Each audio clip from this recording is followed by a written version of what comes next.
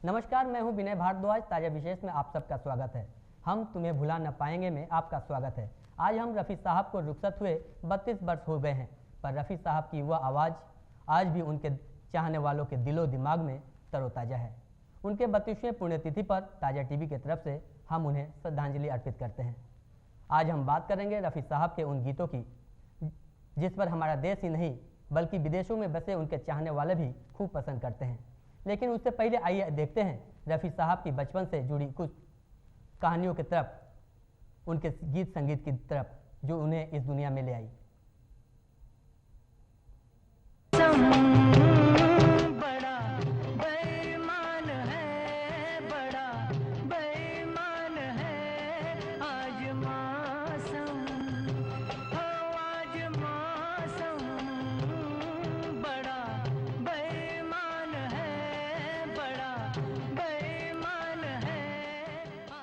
मोहम्मद रफ़ी गीत संगीत की दुनिया के ओ नायाब सितारे थे, जिनके इस दुनिया से रुखसत होने के इतने वर्षों बाद भी उनकी कमी फिल्म इंडस्ट्री ही नहीं बल्कि हर संगीत प्रेमी को खलती है।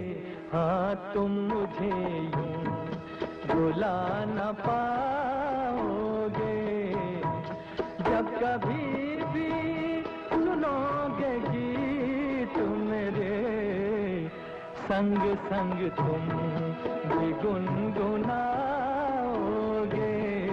हाँ, तुम मुझे यूं भुला न पाओगे। जी हाँ, रफ़ी ने सच ही कहा था, तुम मुझे भुला न पाओगे। आज शायद ही ऐसा कोई संगीत प्रेमी होगा जो रफ़ी साहब को भुला पाया हो। मैं कब गाता मेरे स्वर में। रफ़ी साहब का जन्म 24 दिसंबर को हाजी अली मोहम्मद के घर कोटला सुल्तानपुर स्थित अविभाजित पंजाब में हुआ था। रफ़ी 5 भाइयों में सबसे छोटे थे। प्यार से रफ़ी को घर वाले फेंकू कहते थे। रफ़ी बचपन से ही संगीत में काफी रुचि रखते थे। घूम घूम कर भिक्षाटन करने वाले सारंगी वाले बाबा को सारंगी बजाते एवं गाते देख रफ़ी उनकी नकल करते, या यूँ कहें कि सारंगी वाले बाबा से ही रफ़ी को गीत संगीत की प्रेरणा मिली। तेरी प्यारी प्यारी सूरत को किसी की नजर ना लगे, चश्मे बद्दू। 11 वर्ष की उम्र में रफ़ी खुद ब खुद भिक्षाटन करने वाले बाबाओं के गीतों को हूबहू नकल कर गाने लगे। रफ़ी को गाते देख उनके बड़े भाई हमीद बेहद खुश होते। रफ़ी साहब का परिवार 1935 में कोटला से लाहौर आ गया। कहा जाता है कि एक बार पंजाब लाहौर में विख्यात गायक एवं अभिनेता कुंदन लाल सहगल का रंगारंग कार्यक्रम का आयोजन था। हजारों लोग सहगल साहब को देखने और सुनने के लिए उमड़ पड़े थे। रफ़ी अपने बड़े भाई हमीद के साथ उस कार्यक्रम को देखने गए थे। कार्यक्रम के दौरान मंच की बिजली अचानक गुल हो गई। सहगल साहब ने बिजली के बिना मंच पर गाने के लिए जाने से इनकार कर दिया। जमकर शोर शराबा शुरू हो गया। अंततः लोगों के हंगामे को शांत करने के लिए रफ़ी के बड़े भाई हमीद ने आयोजकों से अनुरोध किया कि अगर वे उनके भाई को मंच पर बिजली आने तक गाने का मौका दें तो लोग शांत भी हो जाएंगे और लोगों का मनोरंजन भी हो जाएगा। आयोजक आखिर करते भी तो क्या करते, झट से हाँ कर दिया। रफ़ी 13 वर्ष की उम्र में पहली बार हजारों लोगों के समक्ष मंच पर आए और अपने सुमधुर आवाज से लोगों का खूब मनोरंजन किया। वहीं दर्शकों के बीच मशहूर म्यूजिक डायरेक्टर श्याम सुंदर जी भी बैठे थे, जिन्हें बालक रफ़ी की आवाज बेहद पसंद आई। उन्होंने रफ़ी एवं उनके भाई हमीद को रफ़ी के गानों की रिकॉर्डिंग के लिए मुंबई आने का न्योता दिया। हमीद को अपने भाई पर बेहद गर्व हुआ और उसने ये बात अम्मी को बताया। अम्मी ने रफ़ी को तालीम के लिए उनका मनोबल बढ़ाया। अम्मी की प्रेरणा और भाई के सहयोग से रफ़ी के पहले गुरु उस्ताद अब्दुल वाहिद खान बने। रफ़ी ने अपने अब्बा से छुप छुपाकर गुरु उस्ताद अब्दुल वाहिद खान साहब से संगीत शिक्षा शुरू की। हालांकि बाद में रफ़ी ने उस्ताद बड़े गुलाम अली खां साहब से भी हिंदुस्तानी क्लासिकल संगीत की शिक्षा ली। रफ़ी 19 वर्ष की उम्र में अपनी अम्मी तथा बड़े भाई हमीद के कहने पर मुंबई में 1944 में पहुंचे। रफ़ी साहब को संगीतकार श्याम सुंदर जी ने अपने वादे के अनुसार उनके साथ गाना रिकॉर्ड किया, लेकिन उससे पहले रफ़ी को काफी तकलीफें उठानी पड़ी। आइए सुनते हैं रफ़ी के बेटे शाहिद रफ़ी से।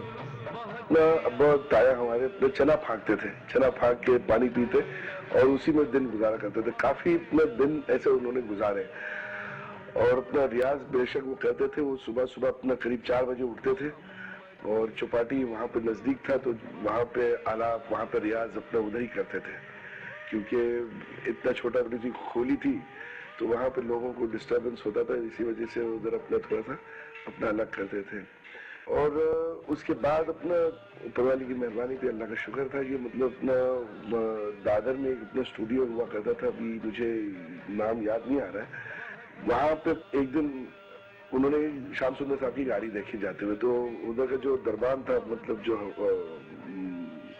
गार्ड था, उन्होंने रोक दिया था अपना हमारे ताया को, हमारे अब्बा को। तो बोले नहीं, इन्होंने अपना हमारे को बुलाया है। तो जब अपना गए वहाँ पे मुलाकात करने के लिए, तो उन्होंने देखा कि मतलब हमारे ताया और अब्बा उधर गेट पे खड़े हुए, तो उन्होंने दरबान को कहा कि अपने अंदर बुलाओ उनको। तो जब अंदर गए तो उन्होंने जब देखा कि हाँ ये वही लड़का है जो लाहौर में उन्होंने जो स्टेज में गाया था, तो एक तरह से अपना उनको जो फिल्म इंडस्ट्री में जो ब्रेक मिला है वो श्याम सुंदर साहब ने उन्होंने अपना ब्रेक दिया। हमारे अब्बा की सबसे पहली फिल्म थी पंजाबी फिल्म, और फिल्म का नाम था गुल बलोच, और सबसे पहली हिंदी फिल्म थी गांव की गोरी, उसमें भी श्याम सुंदर साहब की म्यूजिक थी।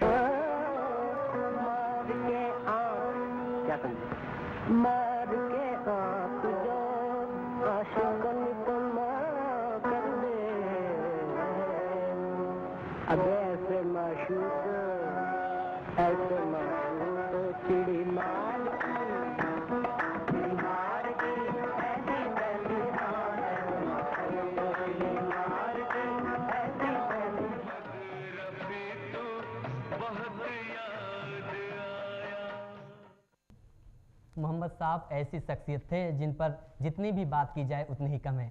फिलहाल हमारे साथ हैं मुन्ना भाई, जूनियर मुन्ना, जो मोहम्मद साहब के गीतों को लोगों तक आज भी पहुंचाते हैं, उनके बड़े अच्छे भक्त हैं और हम उनसे बात करेंगे। मुन्ना भाई, आपको हमारे इस कार्यक्रम में आपका स्वागत है।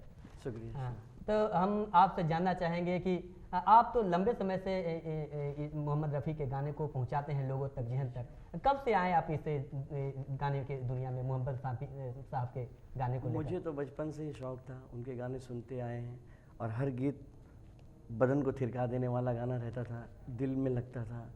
जैसे भी गाने वो गाएँ, रोमांटिक हो या मैं एंजॉय करने के गाने, शादी के हो, तो ये सब गाने सुनकर मुझे बहुत अच्छा लगा कि नहीं, क्यों नहीं हम सब हर एक ये चुने कि मुझे भी एक रफ़ी साहब के गाने गाकर लोग पहचाने।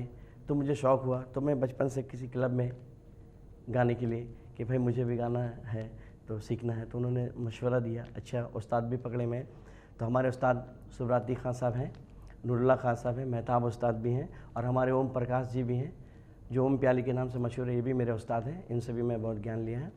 तो इन्होंने मुझे हर तरह के गीत गाने के लिए, कैसा गाना है, कैसा इसको निभाना है, कैसा परफॉर्मेंस करना है, ये सब करते करते मुझे और अच्छा लगा और बढ़ने की कोशिश हुआ। तो मेरे घर से भी बहुत स्कोप मिला कि नहीं तुम्हारी आवाज़ अच्छी है। मेरे मम्मी पापा ने भी अच्छा बैकिंग दिए, मोहल्ले वाले भी बहुत सपोर्ट किए। तो आज मैं उन्हीं के गाने गाकर, जो जूनियर मुन्ना के नाम से जो लोग जानते हैं, तो आज रफ़ी साहब के गाने से मुझे लोग। जी हाँ, रफ़ी साहब के गाने से पिछले 25 वर्षों से जुड़े हुए हैं और लगातार लोग रफ़ी साहब के गीतों को लोगों तक पहुंचाते हैं। फिलहाल हो गया है एक समय ब्रेक का, और ब्रेक के बाद हम फिर बात करेंगे। हमारी ये जर्नी जारी रहेगी, रफ़ी साहब को हमारी श्रद्धांजलि जारी रहेगी।